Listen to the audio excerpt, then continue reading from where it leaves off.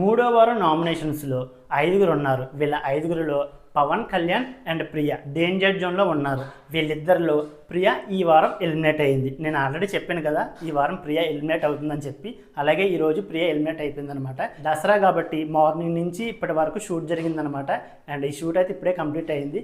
And shoot complete అయిన తర్వాత ప్రియ అయితే ఎలిమినేట్ అయిపోయింది. ఎలిమినేట్ అయ్యి బజ్లో కూడా వెళ్ళిపోయింది. రేపు ఈవినింగ్ 7కి అయితే ఎపిసోడ్ అయితే స్టార్ట్ అవుతుంది. 3 hours ఉంటుంది, దసరా స్పెషల్ కాబట్టి.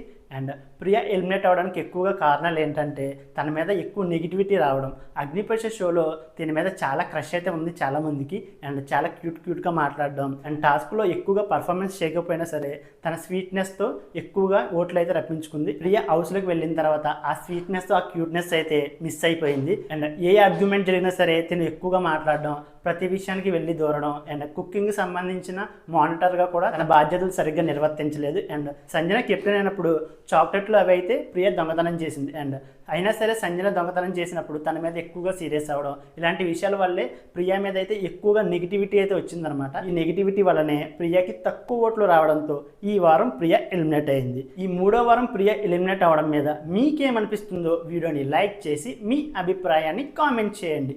మన ఛానల్ని ఎవరైనా సబ్స్క్రైబ్ చేసుకోకపోతే ఇప్పుడే సబ్స్క్రైబ్ చేసుకోండి.